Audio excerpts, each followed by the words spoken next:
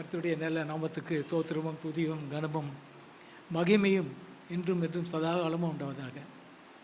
அன்பான ஐயா எல்டர்களுக்கு என்னை நன்றி நான் தெரிவித்துக் கொள்கிறேன். மேலும் நல்ல பாடல்களை பாடிய பிள்ளைகளுக்கு நான் நன்றி நான் தெரிவித்துக் கொள்கிறேன். உண்மையாகவே எல்லோருமே கர்த்தருக்குள் மனமகிழ்ச்சியாக இருப்பீங்கள் என்று நம்புகிறேன். அருமையான பாடல்களை சிறு பிள்ளைகள் பாடினார்கள். குழல் இனிது யாழ் இனிது மக்கள் தம் மழல் சொல் கேளாதவர். உண்மையில் அருமையாக பாடினார்கள். அதே நேரத்தில் சகோதரி தேவாரமும் எந்த வகையிலும் குறைவு கிடையாது. அவங்க பாடும்போது தெய்வீக பிரசன்னம் அப்படியே வந்த மாதிரி இருந்துச்சு. நான் கூட நினச்சேன் பிரசங்கமே பண்ண வேண்டாம் போல் தெரியுது. அருமையாக பாடல் பண்ணாங்க. ஒவ்வொரு பாடலும் 10 பிரசங்கத்துக்கு ஈக்குவல். அதனால் அருமையாக பாட்டு பாடிடுறாங்க. இனிமேல் அதுவே போதுன்னு நினச்சேன் நான். ஆனாலும் கர்த்தர் இந்த வாய்ப்பை கொடுத்துருக்கிறார். கர்த்தருடைய பரிசுத்த நாமத்துக்கு ஸ்தோத்திரம் உண்டாவதாக. இந்த நேரத்தில் ஆலயம் நிறைந்து இருக்கிறத பார்த்து என்னுடைய உள்ளமும் நிறைஞ்சு போச்சு. ஆனால் அனைவருக்கும் ஏதாவது ஒரு நல்ல செய்தியை சொல்ல வேண்டும், எழுப்புதான செய்தி சொல்ல வேண்டும் என்ற ஒரு வாஞ்சியும் அதிகமாக இருக்கிறது. கர்த்தர் இந்த நாளில் இந்த செய்தியை அளிக்கும்படியாக தந்த கிருபைக்காக ஸ்தோத்திரம். கர்த்தர் எப்பொழுதும் நல்லவராகவே இருக்கிறார். எல்லா சூழ்நிலையிலும் அவர் எப்பொழுதும் அவருக்கு நல்லவராகவே இருக்கிறார். ஆகவே இந்த நாளின் செய்தி நம் அனைவருக்கும் ஒரு ஆசீர்வாதமாக இருக்கும் என்று நான் கர்த்தருக்குள் நம்புகிறேன். இந்த செய்திக்கு கடந்து செல்லும் முன்பாக ஒரு சிறிய ஜெபத்தை நாம் ஏறெடுப்போம். வானாதி வானத்திலிருந்து பூமியின் குடிமக்களை கண்ணோக்கி பார்க்கின்ற எங்கள் அன்பின் ஆண்டவரே, இந்த நாளிலும் இந்த பரிசுத்தமான தெய்வீக வேலையில் உம்முடைய பிள்ளைகள் உம்முடைய சமூகத்தை நோக்கி வந்திருக்கிறார்கள். அவள் தேவை என்ன, அவள் வாஞ்சை என்ன, அவளுடைய வேண்டுதல் என்ன, எல்லாவற்றையும் அறிந்தவராக இருக்கிறீர். ஆண்டவரே, இந்த நாளிலும் அவர்கள் தேவைகள் சந்திக்கப்படவும் வேண்டுதல்கள் கேட்கப்படவும், ஆண்டவரே இந்த உலகம் தரக்கூடாத சமாதானத்தையும் சந்தோஷத்தையும் இந்த பிள்ளைகள் அனைவரும் பெற்றுக்கொள்ளும்படியாக நீர் அருள் புரிய வேண்டுமா நாம் நின்றுகிறோம். எல்லா துதி கன மகிமை சோத்திரங்களை உம்முடைய பரிசுத்த நாமத்துக்கே ஏறெடுக்கிறோம். ஆமென்.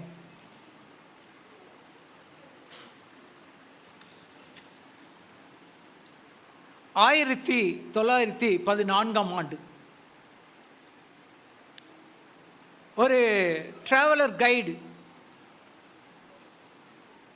அவர் பெயர் ஏர்னஸ்ட் சேக்கிள்டன் என்பது அவருடைய பெயர்.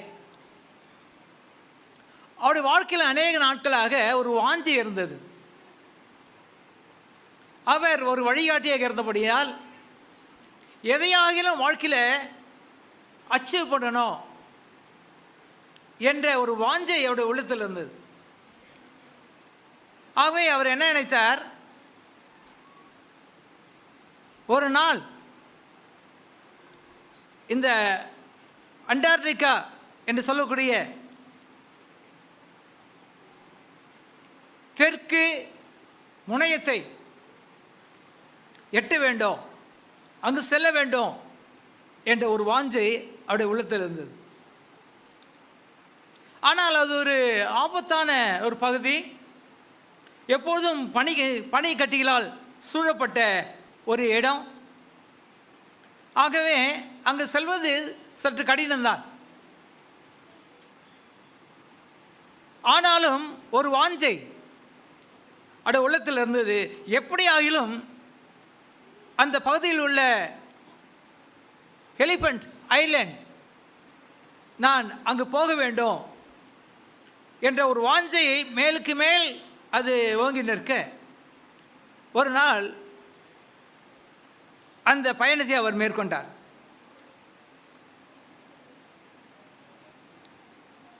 கடைசியாக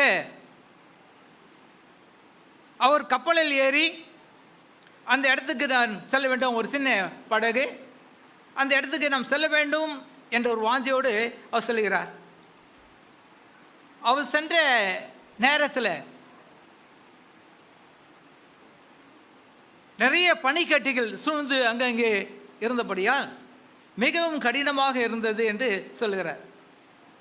ஒரு சமயத்தில் இந்த டைட்டானிக் ஷிப் எப்படி பனிகளால் மோதி உடைபட்டதோ அதே வண்ணமாக இவருடைய படகும் உடைந்து சிதைந்தது. எப்படி செல்வது என்று தெரியவில்லை. எங்கு பார்த்தாலும் பனி, பாலைவனத்தை போல அது பனி பாலைவனமாக இருந்தது. ஏறக்குறைய 15 நாட்கள் அவர் பசியோடும் உண்ண உணவில்லாமலும் அவர் கஷ்டப்பட்டார் என்பதாக அந்த சரித்திரம் சொல்கிறது. அவர் கரத்தில் இருந்தது ஒரு கோண மானியும் ஒரு திசை காட்டும் கருவியும் மட்டுமே இருந்தது. எங்கு பார்த்தாலும் ஒரே மாதிரியாக இருந்ததுனால அதனுடைய உதவியை கொண்டு அவர் முன்னேற நினைத்தார். அந்த போட்டில், அந்த கப்பலில் ஒரு சிறிய போட் இருந்ததாம். அந்த போட்டிலே அவர் வாழ்ந்து எங்கும் படிக்கட்டியாக இருந்தபடியால் அதிலையும் அவர் அதிகமாக மூவ் பண்ண முடியவில்லை. ஆனால் எப்படியோ 15 நாட்கள் உண்ண உணவில்லாமல் தண்ணீர் இல்லாமல் அவள் கஷ்டப்பட்டதாக ஒரு சரித்திரம் சொல்கிறது. இந்த நாளிலும் அப்படிப்பட்ட ஒரு சூழ்நிலையில், நம்பிக்கையற்ற ஒரு சூழ்நிலையில் கர்த்தருடைய பிள்ளைகள் அலைந்து திரிந்தார்கள் என்பதாக வேதாமத்தில் ஒரு இடத்துல நம்ம வாசிக்கிறோம். இந்த நாளின் செய்தி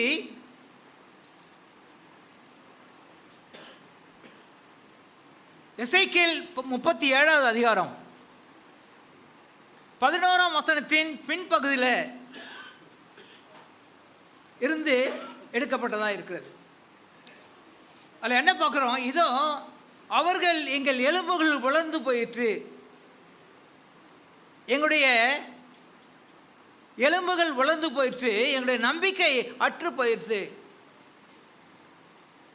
ஆகவே இந்த நாளினுடைய செய்தி என்னவென்றால், உலர்ந்த எலும்புகள், மடிந்த தரிசனங்கள். உலர்ந்த எலும்புகள், மடிந்த தரிசனங்கள். எனக்கு அன்பான தேவனுடைய பிள்ளைகளே, இந்த பகுதி என்னுடைய வாழ்க்கையில் எத்தகைய எழுப்புதலை கொண்டு வரப்போகிறது,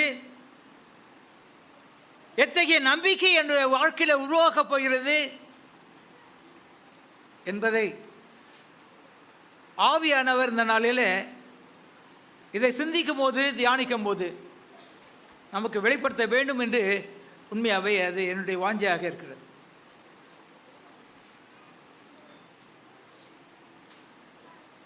என்ன பார்க்குறோம்? கர்த்தருடைய கை என் மேல் அமர்ந்து கர்த்தரை ஆவிக்குள்ளாக வெளியே கொண்டு போய் எலும்புகள் நிறைந்த ஒரு பள்ளத்தாக்கிலே நடுவிலே நிறுத்தினார் என்று நான் பார்க்குறோம். The valley of dry bones.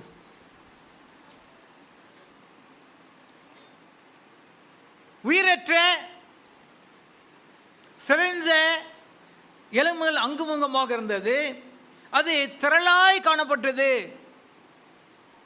ஒரு பள்ளத்தாக்கில் அது திரளாய் காணப்பட்டது என்பதாக நான் வாசிக்கிறோம்.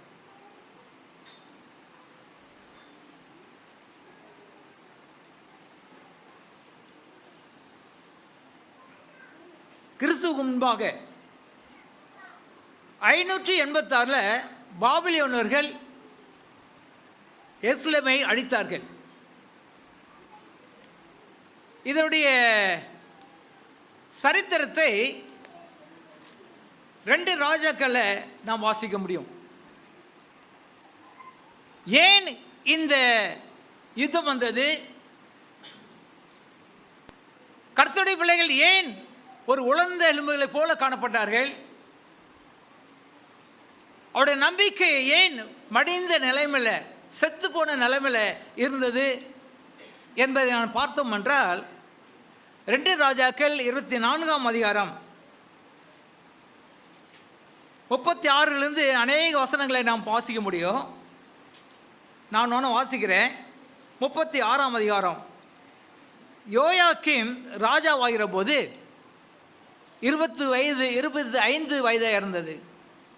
11 வருஷம் எருசலேமில் அரசாண்டான்.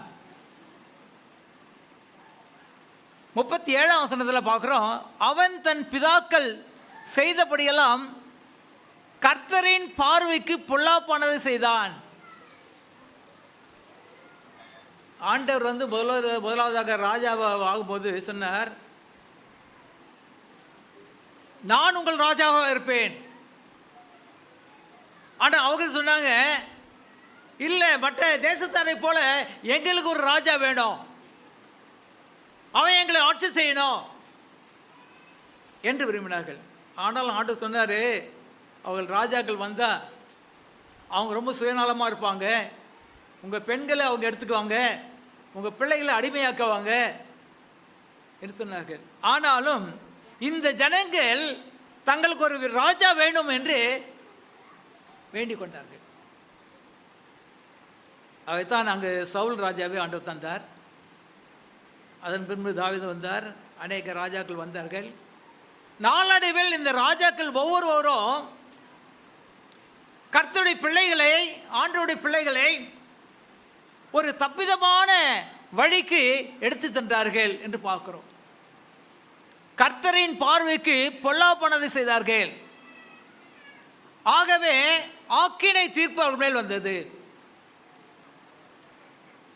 3ஆம் வசனத்தை பார்க்குறோம். 24:3 மனாசே தான் செய்த எல்லா செயல்களிலும் செய்த எல்லா பாவத்து நிமித்தம் யூதாவை தமது சமூகத்தை விட்டு அகற்றும்படி கர்த்தருடைய கட்டளையினால் அப்படி நடந்தது. ஏன் இந்த போர் வந்தது? ஏன் அவர்கள் துன்பப்பட்டார்கள்?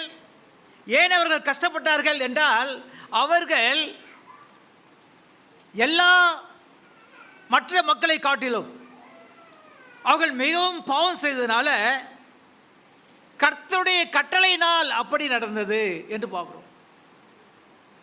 ஆகவே இந்த ஒரு வெற்றிடம், ஒரு ஏமாற்றம், ஒரு சோர்வு எல்லாம் ஏன் வந்தது என்றால், அவருடைய ராஜாக்கள் மக்களை தப்பான வழியில் வழிநடத்தி விக்கிரகங்களை வணங்கும்படியாக செய்தார்கள் என்று நான் பார்க்குறோம். அடுத்ததாக 8வது வசனத்தில் பாருங்க, யோயாக்கீன் ராஜாவாகிற போது 18 வயதாக இருந்து எருசலேமிலே 3 மாதம் அரசாண்டான்.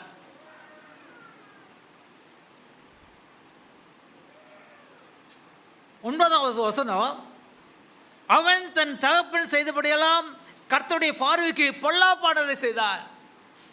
ஒரு 3-4 ஜெனரேஷன் கர்த்தருடைய பார்வைக்கு பொல்லாப்பாக செய்தார்கள். ஆகவே நம்ம என்ன பார்க்குறோம்? பாபிலோன் ராஜா கல்தையரின் பிள்ளைகளையும் சீரியரையும் மோவாபியரையும் அம்மோன் புத்திரரையும் இந்த இஸ்ரேல் மக்களுக்கு, யூதாக்கு முன்பாக அவர்களை நிறுத்தினான். அவர்கள் 11ஆம் வசனத்தை பார்க்குறோம், பாபிலோன் ராஜாவாகிய நேபுகாத்நேசரோட சேவகர் நகரத்தை முற்றுகை போடுகையில் அவன் தானும் அதற்கு விரோதமாக வந்தான். அங்கே இருந்து கர்த்தருடைய ஆலயத்தின் சகல பொக்கிஷங்களையும் ராஜாவுடைய அரண்மனையின் பொக்கிஷங்களையும் எடுத்துக்கொண்டு இஸ்ரவேலின் ராஜாவாகிய சாலமோன் கர்த்தருடைய ஆலயத்தில் உண்டாயிருந்த பொன் பனிமுட்டிகளையும் கர்த்தர் சொல்லியிருந்தபடியே உடைத்து போட்டு ஒரு கல்லின் மேல் ஒரு கல் இல்லாதபடிக்கு அந்த ஆலயத்தை உடைத்து போட்டான் என்பதாக நான் பார்க்குறோம். கிறிஸ்துவுக்கு முன்பாக 586 அந்த ஆலயம் இடிக்கப்பட்டது. அவருடைய ராஜ்யம் சிதறடிக்கப்பட்டது. அந்த காலத்தில் எஸ்லேம் என்றால் சமாதானத்தின் இல்லம், தேவனுடைய வீடு, சாலேம் சமாதானத்தின் நகரமாக அது இருந்தது. சாலமோன் ராஜா அந்த ஆலயத்தை பிரதிஷ்டை பண்ணும்போது ஆண்டவருடைய பிரசன்னத்தை அங்கு புகை போல அந்த ஆலயத்து மேல் இருந்ததை நாம் வாசிக்க முடிகிறது. அவர்கள் என்ன நினைத்தார்கள்? இது ஆண்டவருடைய ஆலயம், ஆண்டவரால் கட்டப்பட்டது, இதை ஒருவரும் மேற்கொள்ள முடியாது என்று நினைத்தார்கள். ஆனால் அவர்கள் செய்த காரியங்கள் முற்றிலுமாக படுமோசமாக பொல்லாப்பாக இருந்தது என்பதாக நாம் வேதத்தில் வாசிக்கிறோம். இப்படியே பாபிலோன் ராஜா பராக்கிரமசாலிகளான மனுஷராகிய 7000 பேரும் தச்சரும் கொள்ளரும் ஆகிய 1000 பேரையும் யுத்தம் பண்ணத்தக்க பலசாலிகளையும் பாபிலோனுக்கு சிறைப்பிடித்து கொண்டு போனான். எங்க ராஜா என்ன செய்றா? பாபிலோன் ராஜா அந்த நகரத்தை முற்றிலுமாக பாடையடிக்க செய்து அங்கு கொள்ளரையும் தச்சரையும் இன்னும் பல வேலைகளை செய்கின்ற ஆசாரிய பிள்ளைகளையும் அவன் சிறைப்பிடித்து கொண்டு போனது மட்டுமில்லாமல் பராக்கிரமசாலிகளையும் கொண்டு சென்றான் என்று நான் பார்க்கிறோம். ஆகவே அந்த நகரம் முழுமையாக அழிக்கப்பட்டது.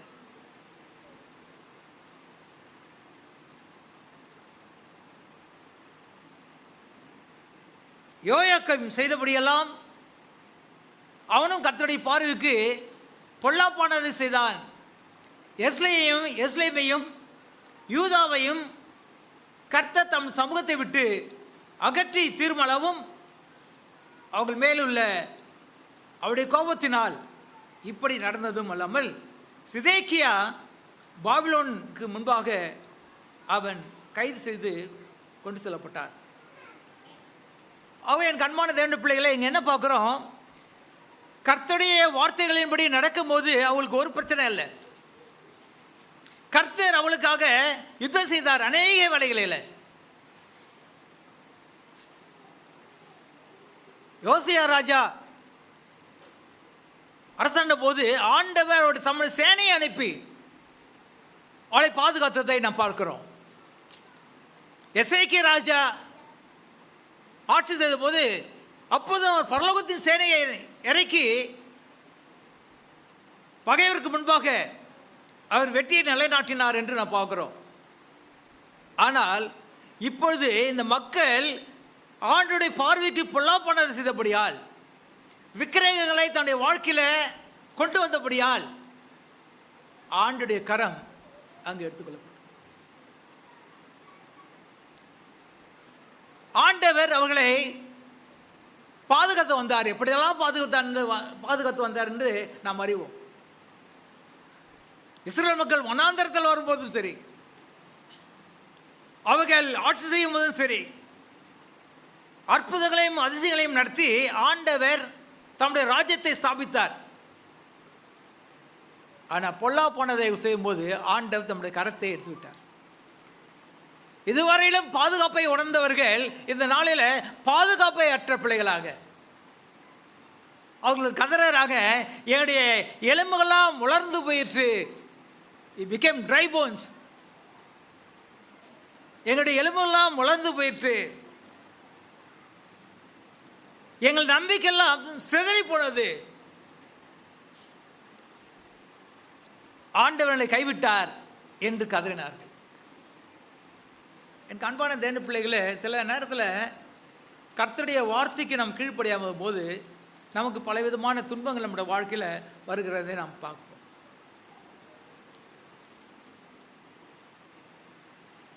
ஆண்டவருடைய பாதையை நாம் என்னைக்கெல்லாம்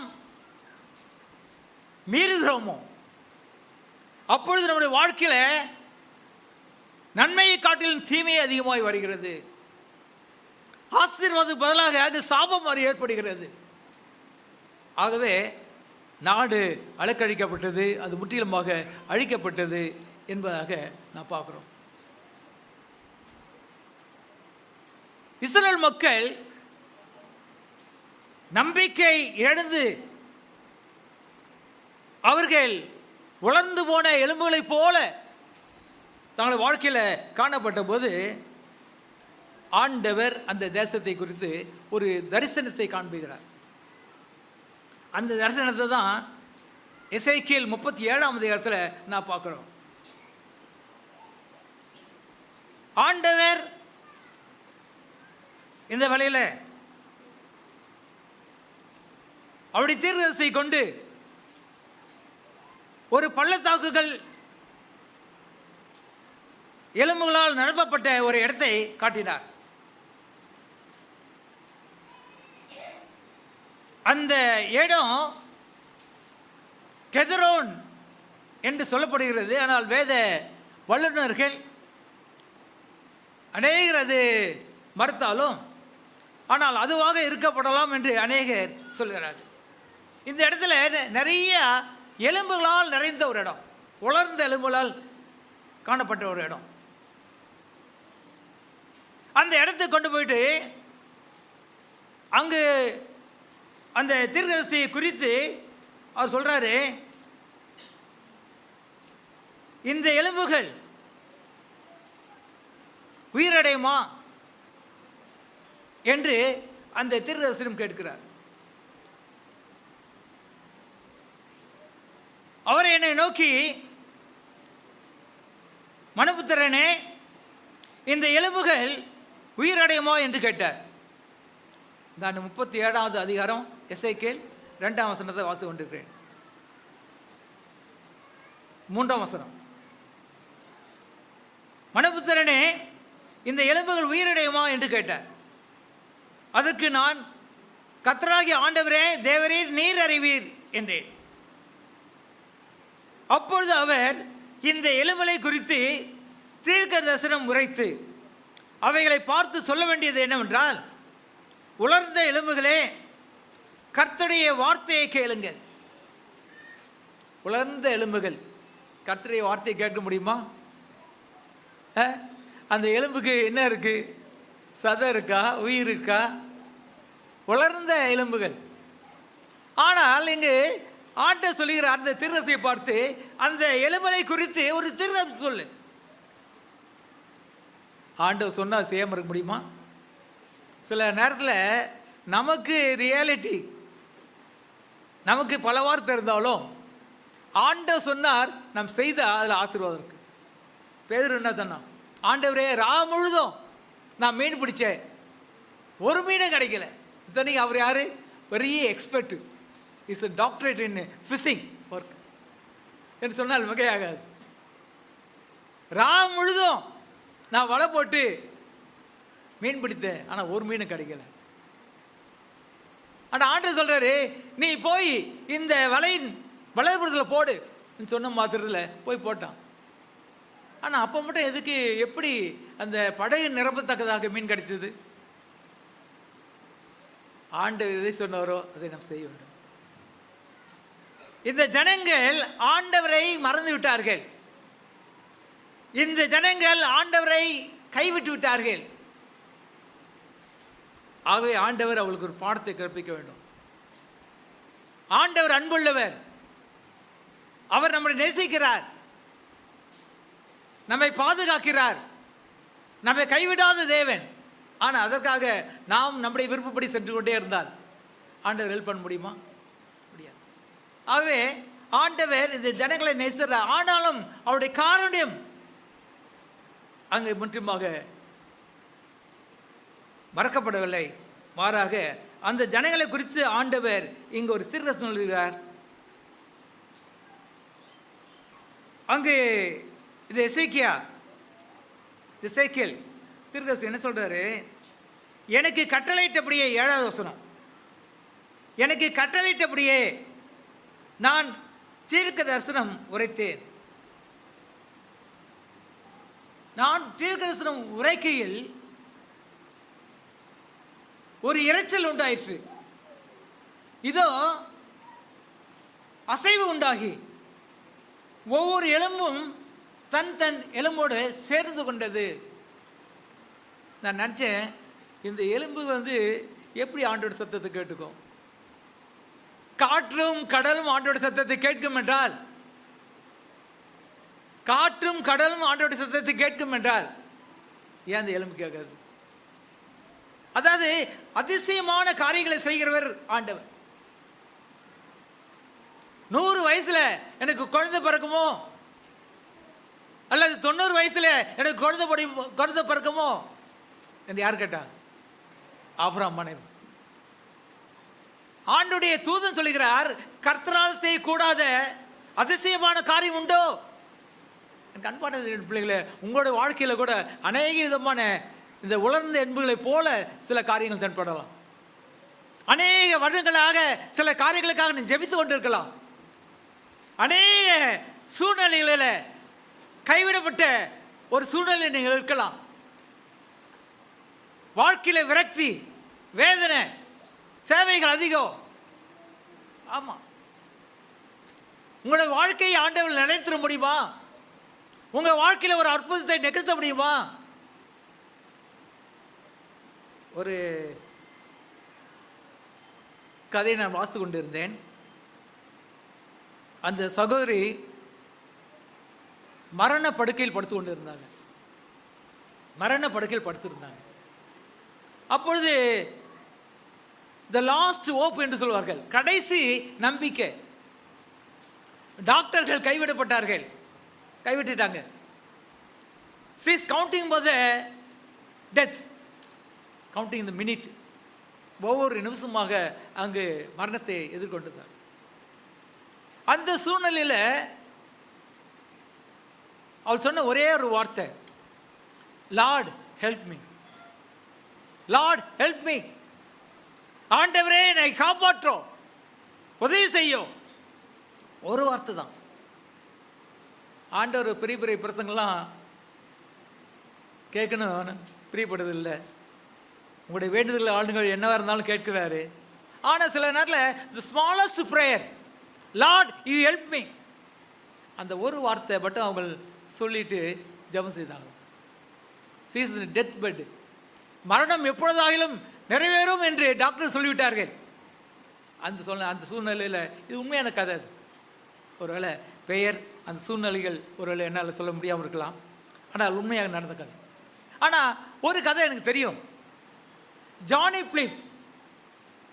பிலிப் என்ற சீனியர், எனக்கு முன்பாக படித்தவர், என் கூட காலேஜ் மேட்டு. அவர் ஒரு இளம் போதகருக்காக படித்தவர்.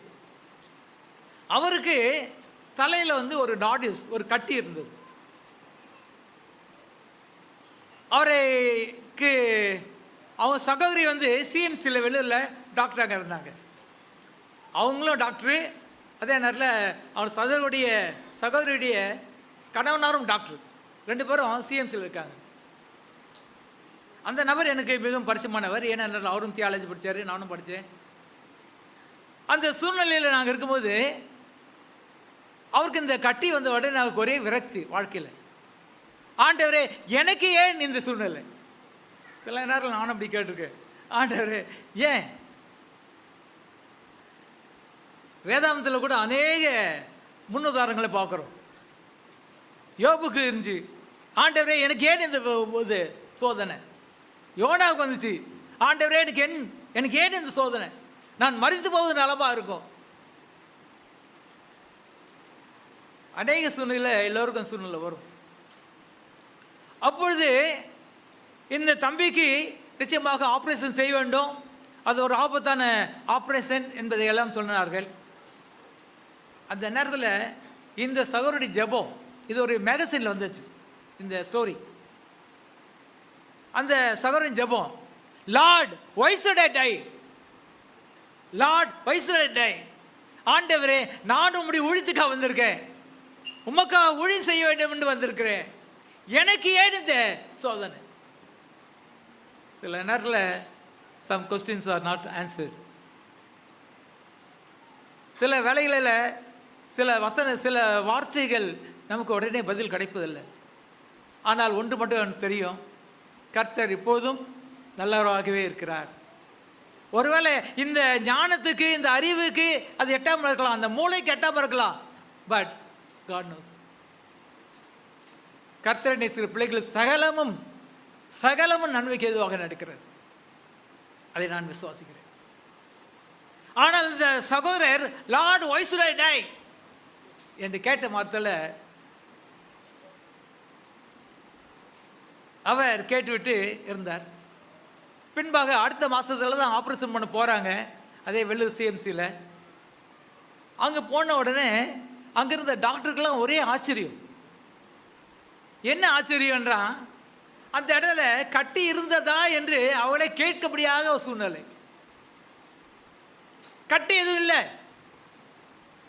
சென்ஸ் அவர்கள் வந்து ஹாஸ்பிட்டலில் வந்து ஒரு டாக்டராக இருக்கிறபடியால் எல்லா டெஸ்ட் எடுத்து பார்த்தாங்க, இட்ஸ் கான், அது போயிடுச்சு. ஆண்டவர் இன்னும் அற்புதங்களை செய்து கொண்டு தான் இருக்கிறார். ஆண்டவர் நாம் காணாத ஒரு தெய்வத்தை வணங்கவில்லை, காண்கிற தெய்வத்தை நாம் வணங்குகிறோம். அவர் பேசாத தெய்வம் அல்ல, அவர் பேசுகிறார். இந்த நாளிலும் அநேக அற்புதங்களை நாம் பார்த்து கொண்டு இருக்கிறோம், கேட்டுக்கொண்டு இருக்கிறோம். அநேக கதைகளை நான் சொல்ல முடியும். ஆனால் அத்தகைய சூழ்நிலையில் இந்த ஜனங்கள் இருந்தபோது ஆண்டவர் சொன்னார், அவள் கேட்டார்கள்.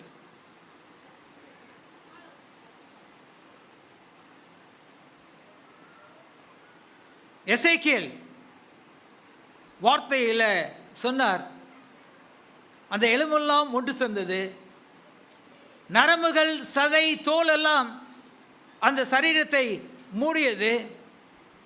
அந்த திரளான ஜனங்கள் ஆண்டவருடைய ஆவி ஊதின உடனே ஒரு பெரிய சேனையாக, படையாக எழுந்தார்கள் என்று நாம் வேதத்தில் வாசிக்கிறோம். இது நம்ப முடியுதா? நம்பித்தான் ஆகணும். நம்முடைய தேவன் அதிசயங்களை செய்கிற தேவன், அற்புதங்களை செய்கிற தேவன். ஒரு பெரிய மீட்பை அவர்கள் கண்டார்கள். இந்த தரிசனம்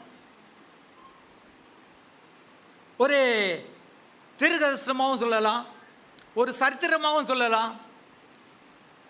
இது ஒரு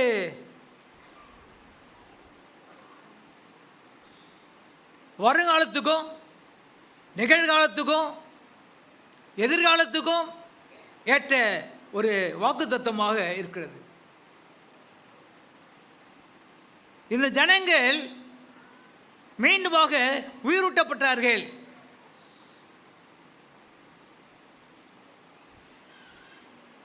பாவத்தால்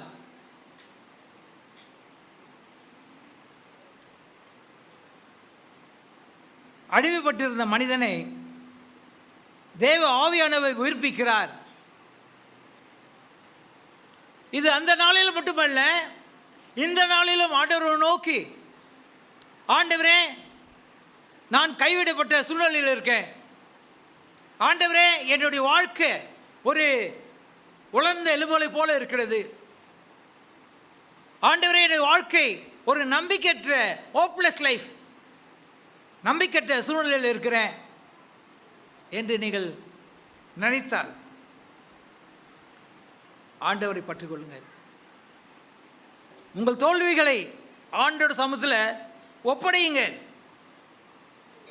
பரிசுத்த ஆவியின் வரத்தை நாடுங்கள். உலர்ந்த எலும்புகள் எப்படி மீண்டுமாக உயிர் பெற்றதோ அதே வண்ணமாக ஆண்டவர் உங்களை நம்பிக்கையூட்டும்படியாக, நீங்கள் மீண்டும் எழும்படியாக ஆண்டவர் செய்வார். ஒரு சமயத்தில் ஒரு கால் முடமான ஒரு சகோதரன் இருந்தான். அவனை யாரும் அவனுக்கு அதிகமாக உதவி செய்யவில்லை. வாழ்க்கையில் அவனும் விரக்தி அடைந்து நம்பிக்கையற்ற சூழ்நிலையில் சோகமாக ஒரு பாதை வழியாக நடந்து கொண்டிருக்கிறான். அவ்வாறு நடந்து கொண்டிருக்கும்போது ஒரு உலர்ந்த மரத்தை பார்க்கிறான். சொல்லப்போனால் நான் லண்டனுக்கு செல்லும்போது அங்கு நிறைய மரத்தில் எந்த ஒரு மரத்துலையும் ஒரு இலை கூட கிடையாது. நான் செல்லும்போது ஒரு இலை கூட கிடையாது. எல்லாமே காஞ்சு போன அந்த மரங்களை போல தான் இருந்தது. ஆனால் நான் மீண்டும் அங்கிருந்து வரும்போது எல்லா மரங்களும் துளிர் விட்டு, அதாவது இலையுதிர் காலத்தில் எல்லாம் இலையெல்லாம் விழுந்து போகுது. அதே நேரத்தில் வசந்த காலம் வரும்போது எல்லா மரங்களும் என்ன வந்தது, நல்ல செழிப்பாக வந்து ரொம்ப கலர்ஃபுல்லாக இருந்தது எல்லா செடிகளையும் பார்த்தாலும். அதே விதமாக இந்த கால் முடமானவன் அந்த மரத்துக்கிட்ட நினைக்கிறான். நினச்சி சொன்னானா, ஏ மரமே, உங்ககிட்ட ஒரு இலையும் இல்லை, உங்ககிட்ட ஒரு காயும் இல்லை, நீ உன்னை பார்க்கும்போது யாருக்கும் உதவி செய்யாத ஒரு மரத்தை போல இருக்கிற, உன்னால் யாருக்கும் பிரயோஜனம் இல்லை, அதே மாதிரி என்னாலும் யாருக்கும் பிரயோஜனம் இல்லை, நான் ஒன்றும் செய்ய முடியாத ஒரு மகனாக இருக்கிறேன். என் காலை பாரு, நீ ஒத்த காலில் நிற்கிற, நானும் என் ஒத்த காலில் நிற்கிறேன் என்று சொல்லி அவன் அந்த மரத்தை பாட்டு தானாக பேசிட்டு போயிட்டானான். கொஞ்ச நாளுக்கு பொறுத்து மீண்டும் பார்க்க அந்த வழியை வரான். ஆனால் இலையே இல்லாத அந்த மரத்தில் திடீர்னு அப்படியே பசுமையாக பூத்து கொள்கிற ஒரு சூழ்நிலை பார்த்தான். அதில் வந்து அங்கே சில பூக்கள்லாம் விட்டு கனி தரும் பருவத்துக்கு இருந்தது. உடனே அந்த முடமான மனிதன் பார்க்குறான், நீ என்ன மரம் தான் இருந்த, நானும் முன்ன மரம் தான் இருந்தேன், ஆனால் இப்போது நீ பசுமையான மரத்தோடு பூத்து கொள்ளுங்கிற, ஆனால் நான் ஏன் அப்படி உனக்காக, நான் ஏன் அப்படி பூத்து கொள்ளுங்க கூடாது என்று ஒரு எண்ணம் அவன் உள்ளத்தில் வந்துச்சு. உடனே சொன்னான், நீ வந்து இப்படி வர முடியும் என்றால் நானும் என் வாழ்க்கையில் முன்னேற முடியும். அந்த நேரத்தில் ஆண்டவர் ஒரு போதகரை அனுப்பினார். அவனுக்கு பைபிள் ஸ்டடி கொடுக்கப்பட்டது. அவனுடைய நம்பிக்கை கொஞ்சம் கொஞ்சமாக வளர்ந்தது. சத்தியத்தை நம்ம கேட்கும்போது, சத்தியத்தை நாம் படிக்கும்போது, வேதாகமத்தை நாம் படிக்கும்போது உடைய வாழ்க்கையில் ஒரு வளர்ச்சி நீங்கள் பார்க்க முடியும், நிச்சயமாக முடியும். விசுவாசத்தோடு இந்த வேதாகமத்தை படிங்க, உடைய வாழ்க்கை நிச்சயமாக முன்போல் இருக்காது, அது வளர்ந்த எலும்புகளை போல இருக்காது. உடைய வாழ்க்கையில் பசுமை மிளிரும். அதுக்கு நாங்கள் சாட்சியாக இருக்கிறோம். எங்கள் வாழ்க்கையில் அநேக ஆட்களை நான் பார்த்துருக்கோம். போதக ஊழியத்தில் எத்தனை பேர் குடிகாரர்கள் வேதாகமத்தை பார்த்து படித்து சத்தியத்தை கேட்டு மனம் திரும்பினவர்கள் எத்தனையோ ஆயிரம் பேர் இருக்காங்க. இந்த முடமான சகோதரனும் ஆண்டுடைய சத்தியத்தை கேட்டான். கொஞ்சம் கொஞ்சமாக சத்தியத்தை கேட்டு அவனுக்குள்ளே வாழ்க்கையில் ஒரு பெரிய நம்பிக்கை உண்டானது. அவன் சொன்னான், நான் ஏன் ஒரு பயனுள்ள பாத்திரமாக இருக்க முடியாது, நான் ஏன் ஒரு உதவக்கரையாக இருக்கணும் என்று நினைத்து வேதாகமத்தை படித்தான். வேதாகமத்தை படிக்க படிக்க படிக்க அவருடைய உள்ளத்தில் ஊழியம் செய்ய வேண்டும் என்ற ஒரு வாஞ்சி வந்தது. ஊழி செய்கிற பிள்ளைகளை ஆண்டவர் ஒருபோதும் என்ன பண்ண மாட்டார், கைவிட மாட்டார். இந்த ஆலயத்தில் கூட இருக்கீங்க அநேக ஆண்டவர் எப்படியாக உங்களுடைய ஊழியத்தை ஆசீர்வதித்தார் என்பதற்கு அநேக சாட்சிகள் உண்டு. ஆகவே ஊழியத்தை செய்தான்.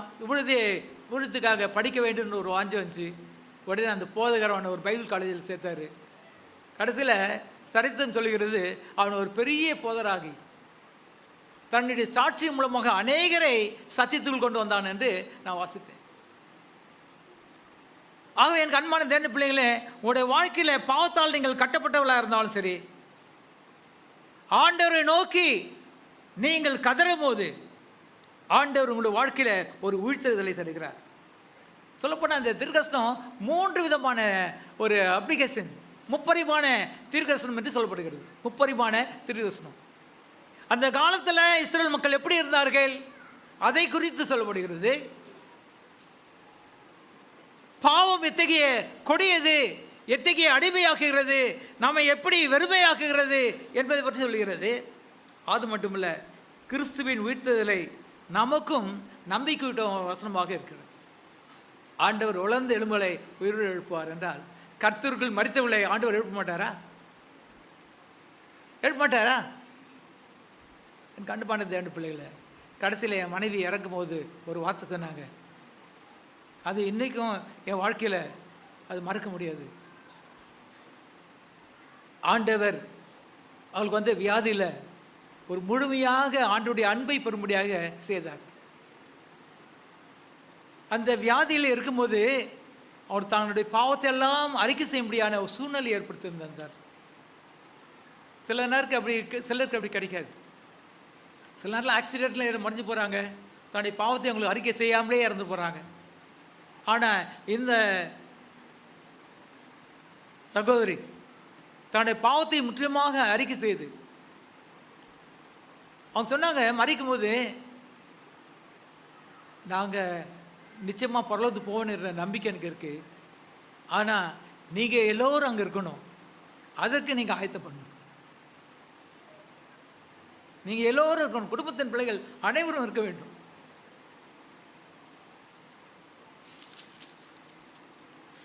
கண்பானது என் பிள்ளைகள், எப்பேற்பட்ட பாவையையும் ஆண்டவர் நேசிக்கிறவராக இருக்கிறார். எப்பேற்பட்ட சூழ்நிலையும் ஆண்டவர் உங்களை நேசிக்கிறவராக இருக்கிறார். கைவிடாத தேவன். அவரோட அன்பை போல வேறு எங்கேயும் நம்ம பார்க்க முடியாது. அவை இந்த ஜனகு உலர்ந்த எலும்புகளாக இருந்தார்கள், நம்பிக்கையற்றவர்களாக இருந்தார்கள். ஆண்டவர் அவர்களை மீண்டும் நான் எழுப்புவேன். இது ஆக்சுவலி சொல்லப்போனால் இஸ்ரேல் மக்களை குறித்து சொல்லப்பட்ட ஒரு தீர்க்கதரிசனம். இந்த இஸ்ரேல் மக்கள் இந்த உலர்ந்த எலும்புகளைப் போல இருந்தார்கள்.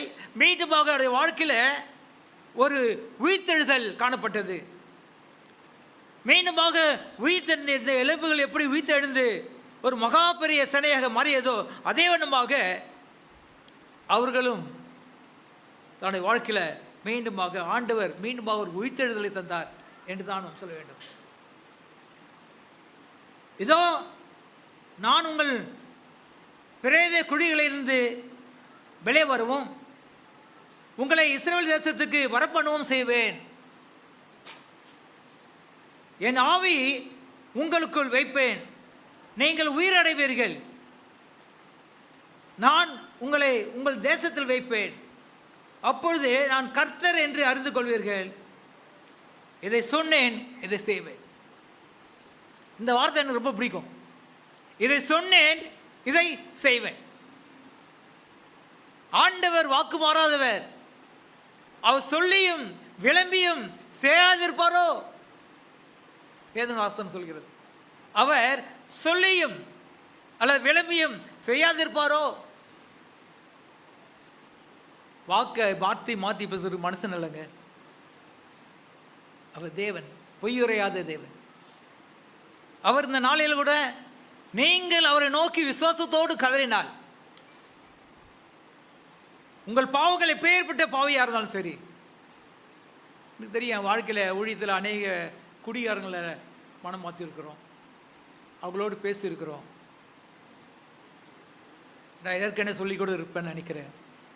கும்பகோணத்தில் நான் ஊழியம் செய்யும்போது அங்கே முனுசாமி என்ற ஒரு சகோதரன் தான்.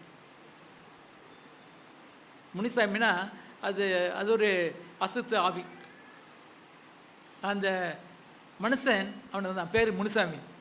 அதே மாதிரி அவனுடைய வாழ்க்கையிலையும் அவன் வந்து குடிக்கும் போது எல்லோரும் அப்படி ஊற்றி குடிப்பாங்க, இவன் மொண்டு குடிப்பான், குடத்தில் வச்சுட்டு மொண்டு குடிப்பான். அவராக அவன் குடிச்சு கொண்டு இருந்தான். நாங்கள் அந்த நேரத்தில் கும்பகோணத்தில் மீட்டிங் போட்டு வெளைத்தொட்டின்ற ஒரு சிறிய கிராமம், அந்த கிராமத்தில் போய் நாங்கள் பணி செய்தோம், ஊழியம் செய்தோம். உடனே அந்த சகோதரன் ஆரம்பத்தில் வந்து ரொம்ப சத்தம் போடுவான், கெட்ட வார்த்தைகளாக சொல்லுவான். நான் இந்த அன்பான சகோதரர் மோசஸ் இங்கே இருக்கார் நினைக்கிறேன், அங்கே இருக்கார் மேலே. அவரும் நானும் தான் அந்த இடத்துக்கு நாங்கள் மொழித்துக்கு போனோம்.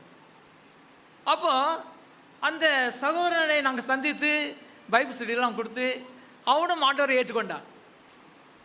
இந்த கொடுறதுக்கு ஒரு எல்லை இருக்கு இல்லையா, அந்த எல்லை என்னென்னா, அவன் என்ன பண்ணான்னா, அவனுடைய மனைவி 2 பிள்ளைங்க இன்னொன்று குழந்தை கன்சீவாக இருந்துருக்காங்க, 3 பேர் வயிற்றில் இருக்கிற குழந்தையோடு சேர்த்து.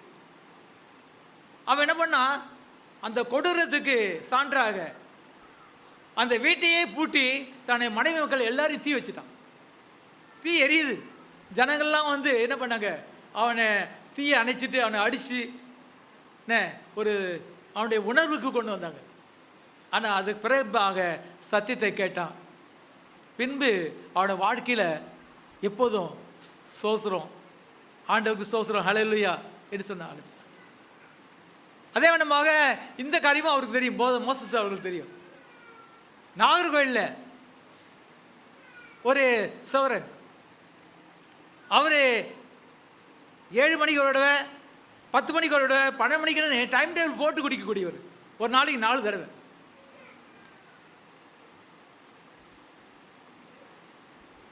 அந்த சகோதரரும் ஆண்டவரை கேட்ட பின்பு அவர் எப்போதும் அந்த இசைக்கேமன் கோயிலில் ஒரு கோயில் இருக்குது, அந்த கோயிலில் தான் படுத்திருப்பார். ஆனால் அவர் தன் புத்தி தெளிந்து மீண்டுமாக எழுந்தார், சத்தியத்தை கேட்டபடியால். பின்பாக நான் பார்க்கும்போது அந்த குடும்பத்தில் ஒரு சின்ன வீட்டில் 50 ரூபாய்க்கு வாடகையில் இருந்தாங்க. ஆனால் ஆண்டவர்கள் ஆசீர்வதித்தார்.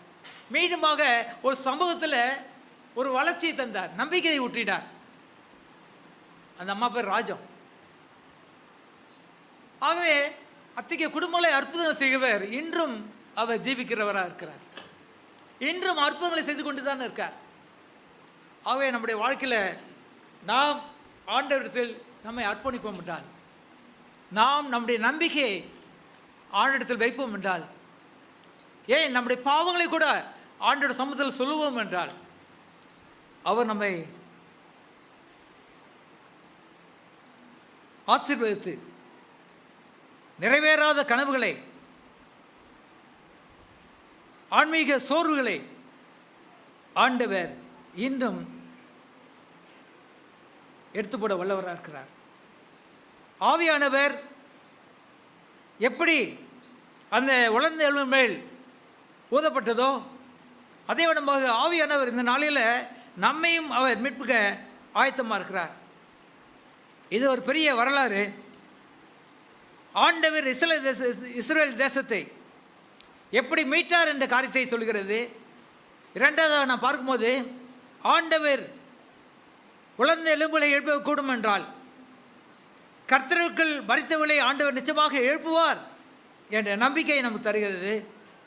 மூன்றாவதாக, தோல்வியில் இருக்கிற நம்மை மீண்டுமாக நம்பிக்கை ஊட்டி நமக்கு ஒரு நல்ல வாழ்க்கையை ஆண்டவர் தர முடியும் என்ற நம்பிக்கை நமக்கு தருகிறது. ஆகையினால் என் அன்பான தேவனுங்களே, இந்த வசனங்களை கேட்கிற நாம் நம்மை அர்ப்பணிப்போம். ஆண்டவருக்கு எந்த ஒரு காரியமும் பெரிய காரியம் இல்லை. நம்மை நாமே அர்ப்பணிக்கும் போது ஆண்டவர் பெரிய காரியங்கள் செய்வார். அந்த காரியம் உங்களுடைய வாழ்க்கையில் ஏற்படும். யார் அவரை கூப்பிட்டாலும் அவருடைய வாழ்க்கையில் ஏற்படும். நான் ஜெனரலாக சொல்ல, ஐ பர்டிகுலர்லி சொல்கிறேன். ஒவ்வொருடைய வாழ்க்கையிலும் ஆண்டவரை நோக்கி கூப்பிடும் போது அற்புதங்களை செய்ய வல்லவராக இருக்கிறார். அத்தகைய அற்புதத்தை என் வாழ்க்கையில் நான் ருசித்து பார்த்துருக்கேன். நிச்சயமாக நீங்களும் ருசித்து பார்க்கலாம். நம்புவோம், விசுவாசிப்போம். உலர்ந்த எலும்புகளை ஆண்டவர் உயிர் அடை செய்தால் உலர்ந்த வாழ்க்கையை ஆண்டவர் மீண்டும் வசந்தமாக மாற்ற முடியும். அப்படிப்பட்ட ஆசீர்வாதத்தை தேவன் உங்களுக்கும் எனக்கும் தருவாராக. ஆமென்.